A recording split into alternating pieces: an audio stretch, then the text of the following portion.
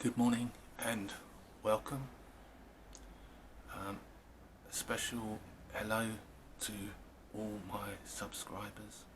I think I've pretty much doubled what I had, which is pretty good going, considering I had about 7 or 8 subscribers before. So that's all good. So first of all, if you don't know, I like to get into the moment.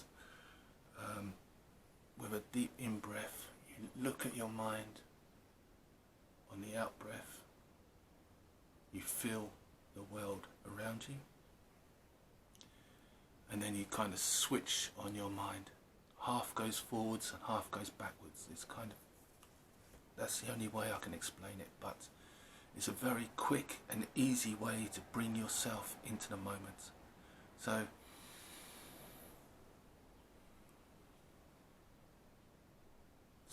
now I'm in the moment.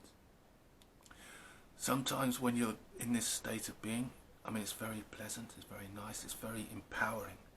But sometimes the thoughts, they come very quickly, and sometimes there's nothing. So we'll see what we get.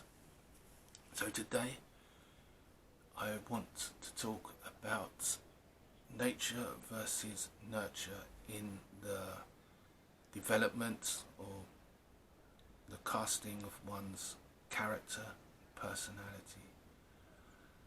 This idea of nature or your genes making you the person you are, it doesn't hold much water for me. I was looking at this author the other day who was talking about this very thing, and he gave the example of a young boy who was raised by wolves, and he became very, very wolf-like. He walked on all fours, he's howling at the moon and all of this kind of stuff. And the author said it doesn't matter if this was a prince. Your genes, your genetics could be as noble as possible. It's not going to count for much if you're raised in that kind of environment. And that's kind of difficult to argue against, I feel. But the problem with both of these viewpoints, i.e. it's your genes that create you, or it's purely your environment that creates you. The problem is that it's all out of your hands, and that to me is very unsatisfactory. So I got to thinking about this, and what I came up with was, if you as an adult in society can help teach our children, especially if you're a parent or a teacher, but anybody really, if we can teach our children 3 things, then, well, let me just explain. The first thing is self-belief. My perception and belief in all of this is that I am divine. I have a connection to God. I have a heart to feel with. I have a mind to reason with.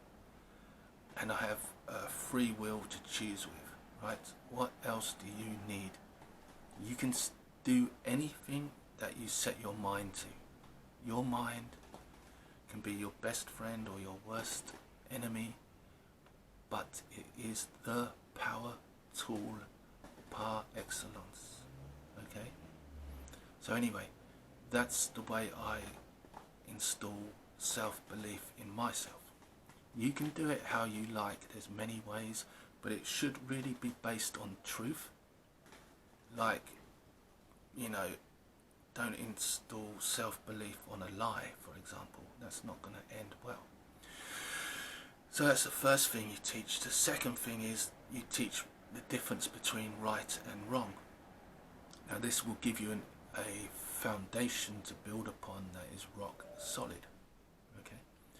And the third thing you teach your children, our children, is the ability to think critically and reasonably. Right? If you can do these three things at least, I mean, it's not limited to these three things, but if you can install these three things in both yourself and the children,